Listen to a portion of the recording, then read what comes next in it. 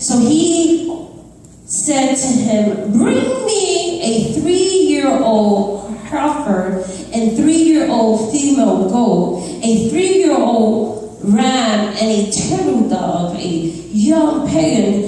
Then he brought all these to him, and he cut them in two down the middle, and placed each piece opposite the other. But he did not cut the bird in two. And when the vultures came down on the carcass, Abram drove them away. And now when the sun was going down, a deep sleep fell upon Abram. And behold, horror and great darkness fell upon him. Then he said to Abram, know certainly that your descendant will be strangers in a land that is not theirs, and will serve them, and they will afflict them for 100 years, and also the nation whom they serve I will judge afterwards. They should come out with great possessions. Now as for you, you shall go to your father in peace. You should be buried at a good old age, but in the fourth generation they should return here, for the iniquities of the Amalekites is not yet completed. And it came to pass when the sun went down and it was dark, that behold, there appeared a smoking oven and a burning torch that passed between these pieces.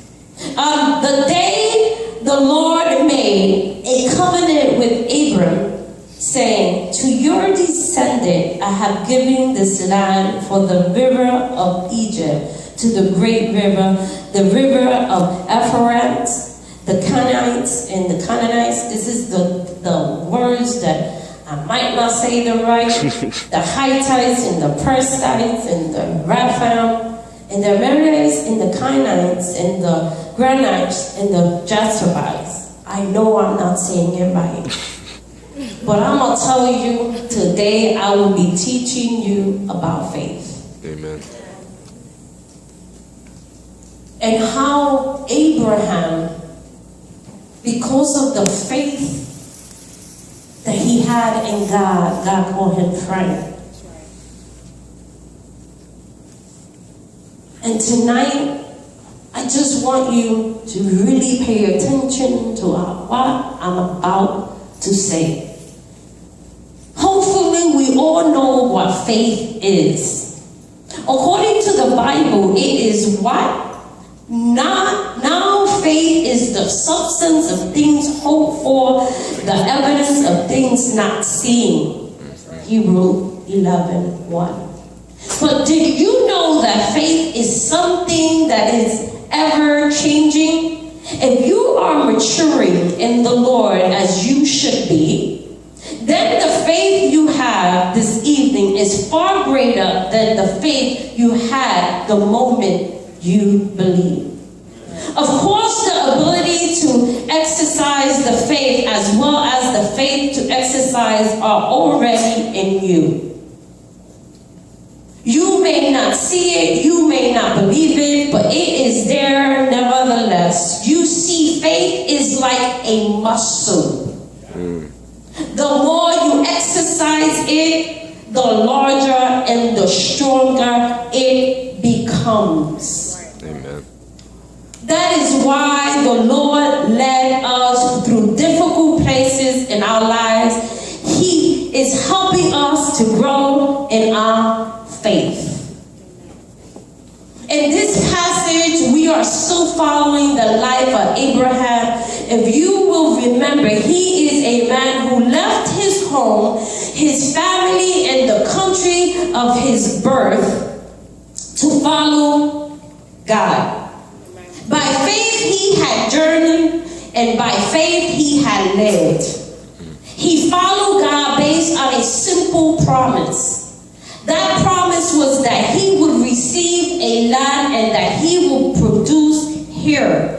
in my opinion, he had exercised great faith.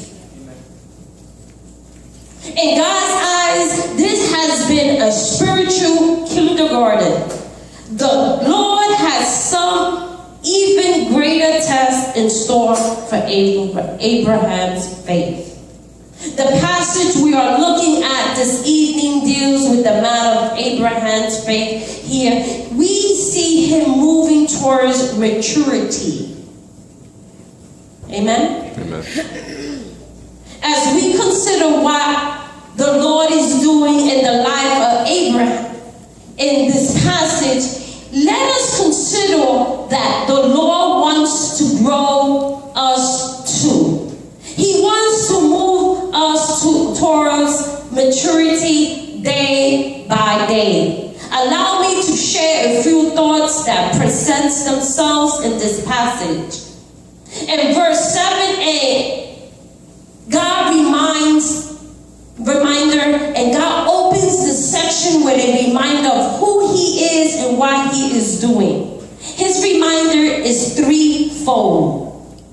Of his person, God refers to himself as Jehovah.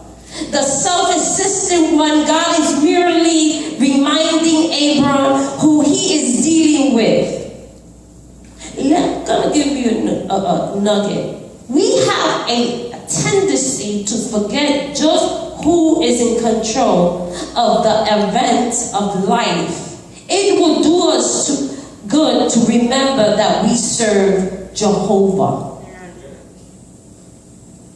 I hope everybody here is serving Jehovah, right? Amen. And when you serve Jehovah, what he wants you to do is what Abraham did, is step out in faith. And a lot of you guys stepped out in faith this evening signing those papers. And this is what I'm just trying to tell you. It's just to step out in faith. Just say, you know what, even if you don't know how to dance, you never know. Amen. I can tell you, it's a miracle that I'm standing here before you. So if he could do it for her, he could do it for me, he could do it for you. Amen? Amen.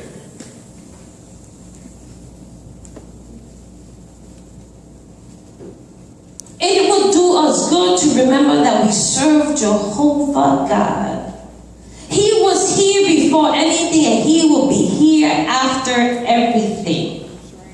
And he controls all things.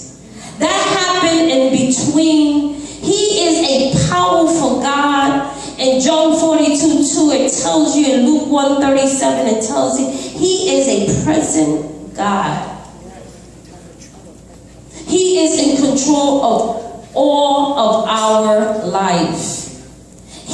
If we could ever get our soul around that truth, it will revitalize our lives.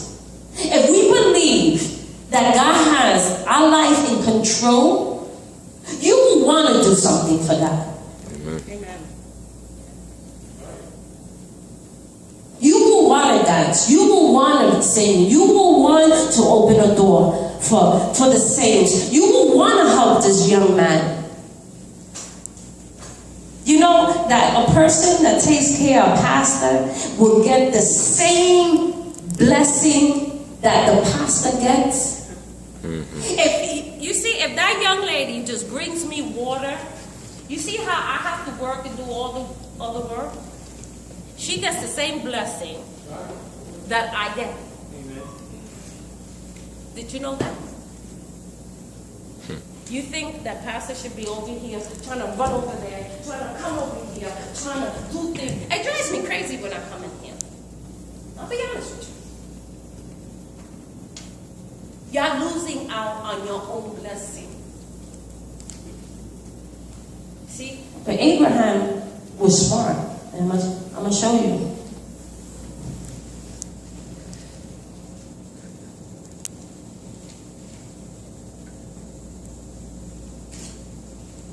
God reminds Abraham that Abraham was is where he is today because of the power of God.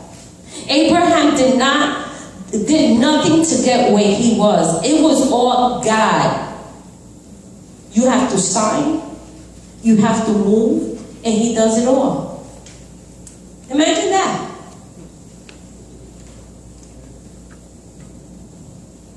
But we also remember that we have, and what we are and where we are and are all a product of the Lord's work in our lives. You name the area of your life and you can count on the fact that it is all God and not you. God reminds Abraham that he brought him out so that he might give Abraham a new land. God's promise was to take this childless pilgrim and transform him into father of a great nation. Do you understand that? He took Abraham because of his faith, and he made him the father of, he's your father, of a great nation. Imagine that.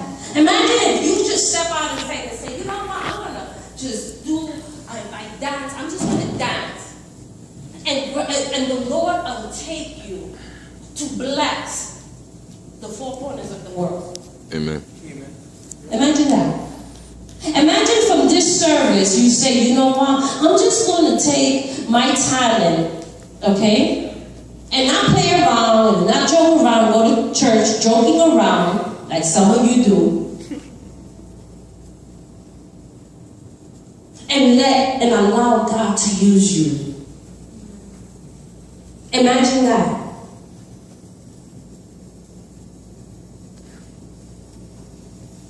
See, I tell my kids, you can stay stagnant because he's using me. I'm being honest with you. You don't have to listen to me today because I came and did what he wanted me to do.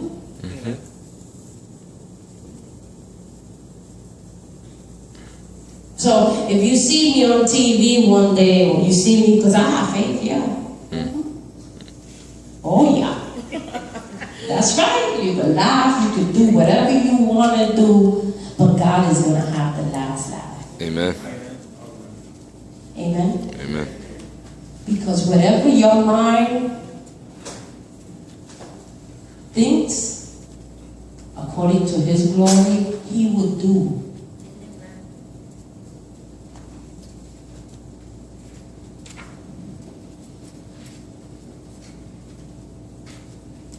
So he transformed him into the father of great nation.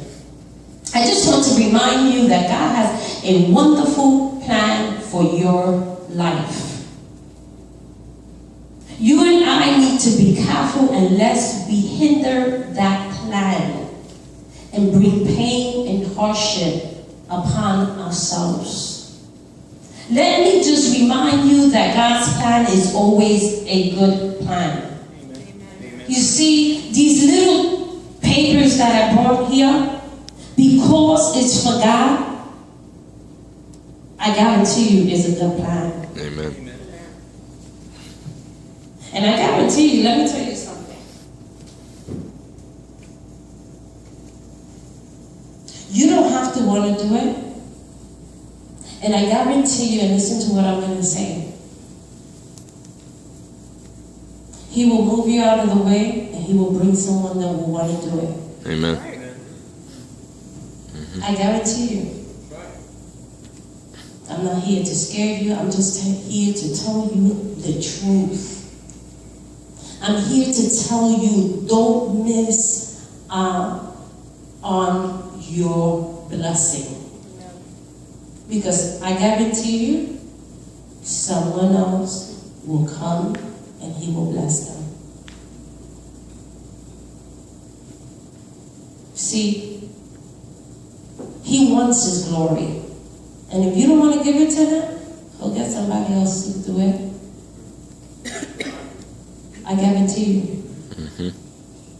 I'm going to tell you a story. Because he's taken me so away from this work. when I opened my ministry, I opened a ministry of Bible studies in my home. Because he was calling me for like 5 years to do it. And he was giving me the visions, and he kept giving me, and I kept running away from him. And I kept telling him no. And I kept telling him no, I was not ready. I was like, I'm not too smart enough to know your word, to be able to teach your word. And I kept telling God no. And finally, I opened the ministry.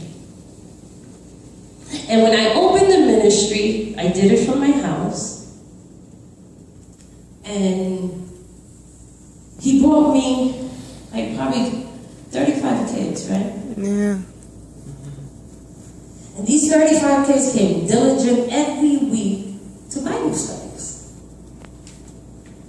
But I had to put out the chairs, I had to do everything, I bought out the chips, I did everything, and I had to do my sermon, I had to do absolutely everything. And I was like, God, but wait a second. This is not what you showed me. You showed me a vision that we want to travel, a vision that you was going to bring me kids that were going to serve you. They were going to be on fire. What is this? I didn't sign up for this. So he told me, open up a leadership class. And I was like, open up a leadership class?